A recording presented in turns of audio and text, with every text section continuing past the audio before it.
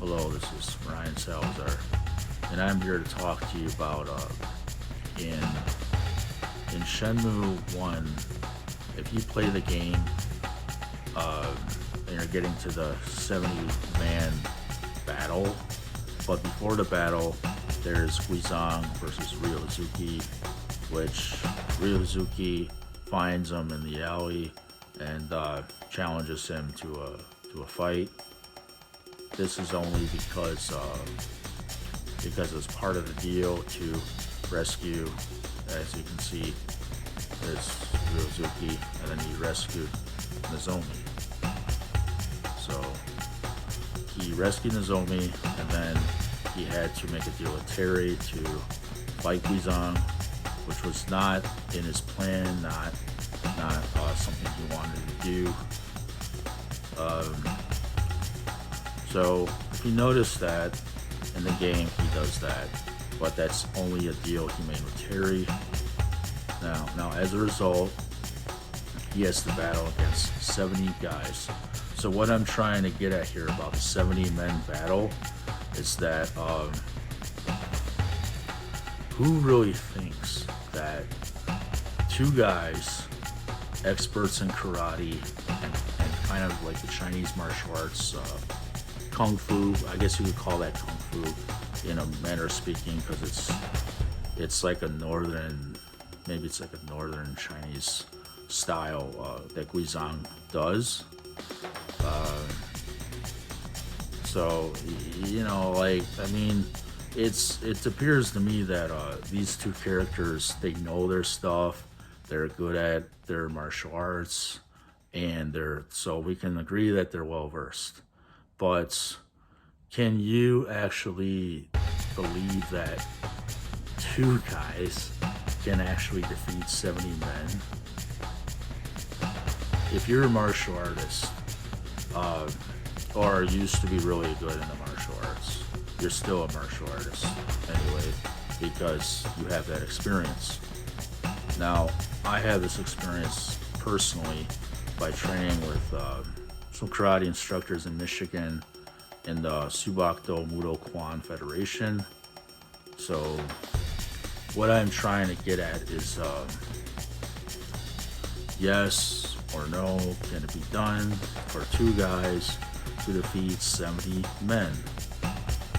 The answer is yes, if you're well versed, but not only if you're well versed, you also have to be in tune with the mind, and your whole body has to be conditioned so well that it's so in sync and in tune with your mind and body that yes, you can. Two guys, I would say, can defeat 70 men. Because if you think about it, it's actually one guy has a chance against 35 men, and the other guy has a chance against 35 men. So if you divide 2 into 70, you have 35. Now, that can be done, in my opinion, because it's like this, though. If you look at the Mad Angels, they're just a punk gang in Japan that they're just, hot-headed punks that are not thinking like martial artists. They're not thinking like rationally. They're not thinking logically. They're just hothead punks that, get paid by Terry or the Chiyo men, whatever it is. They're paid, and they're enjoying the privileges of the Chiyo men in the gang in Yokosuka, Japan. And so therefore, in my opinion, yeah, it can be done. So let's get down to the nitty-gritty. How can it be done?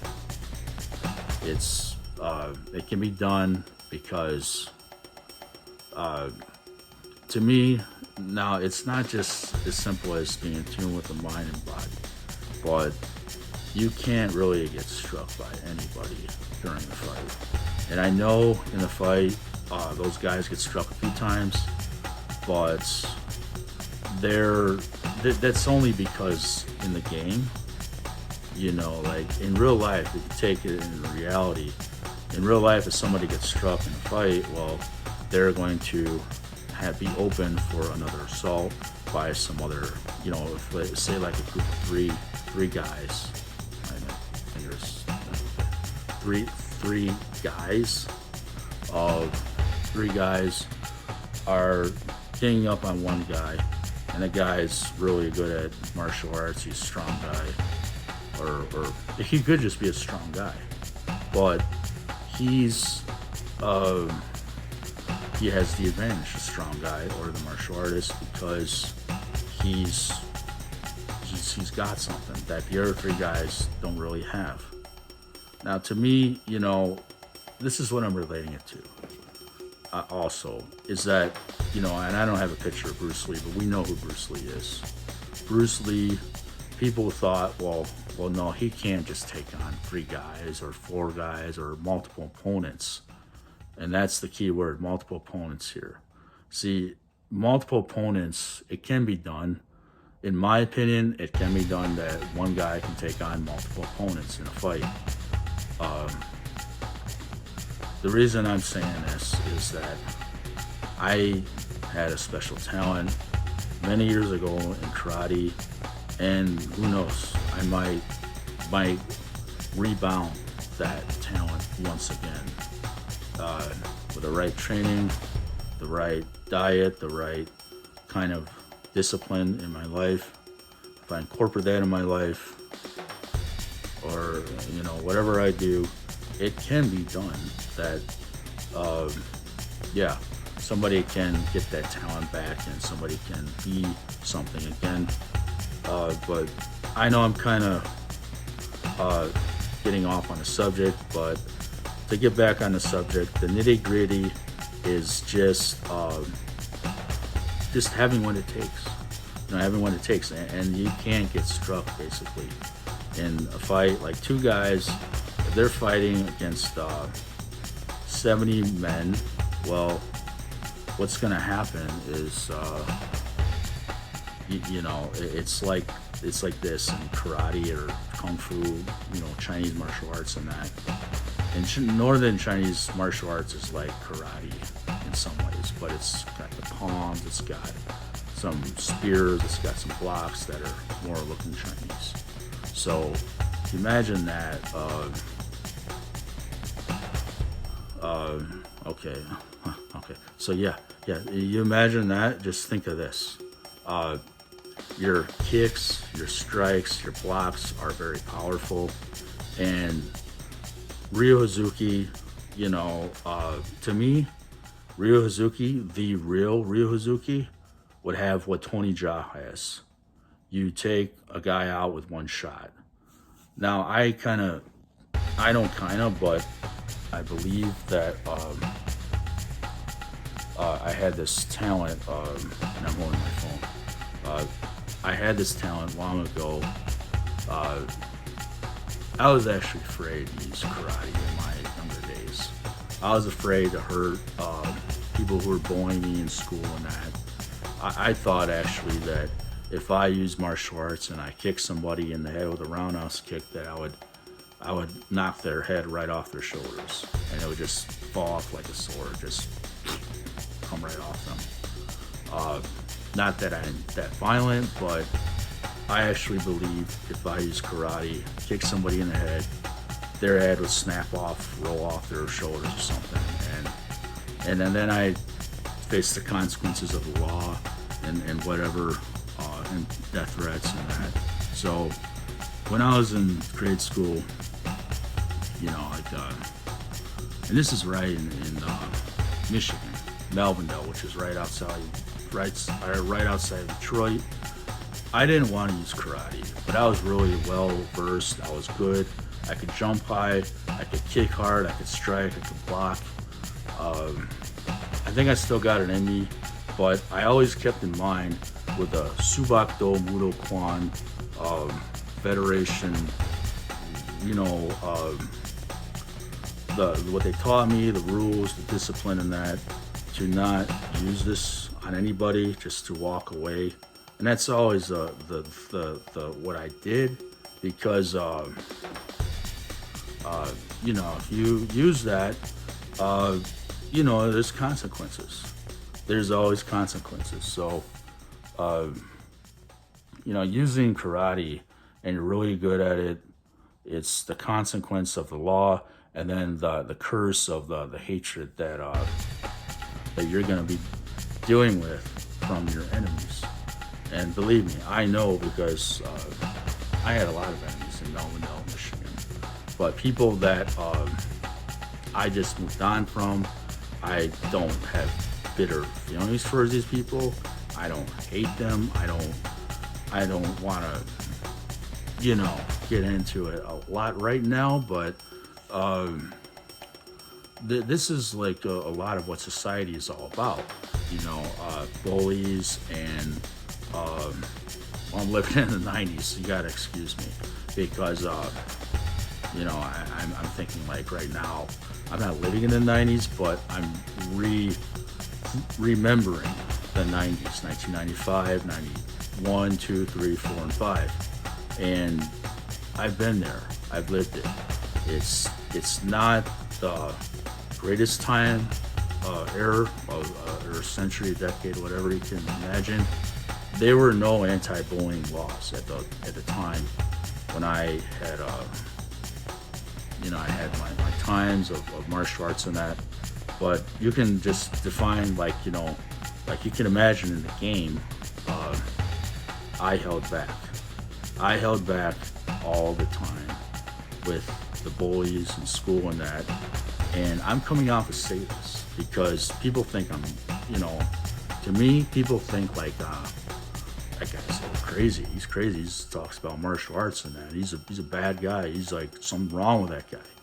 There's really nothing wrong with me, that's something I don't talk about much because personal issues are, quite personal. But there's nothing really wrong with me. It's just that when people think that I talk about martial arts, well, it's because I do. I talk about it. I like it. I've always been good at karate. Now to get back to the subject, nitty gritty, okay? And I know I'm talking a lot, but I'm also holding the phone for, it's going on 12 minutes and 39, 40 seconds now, 41, 42, and I'll get up there to 13 minutes and longer. So, about to conclude this. It's midnight. Yeah, I got my window open, actually. You can see I got some stuff there, but anyway, yeah, I like to sing too, like Ryo Hazuki. But you know what?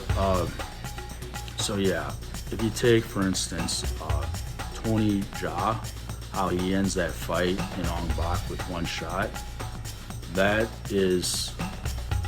to me is and my shoulders resting. Tony Jaa ending that fight in one shot with the guy that's mean to the woman in the game. Sorry, not the game, the movie.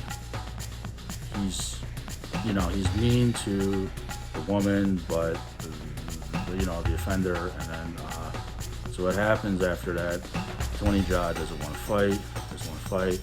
He takes the guy out in one shot, and then because of that,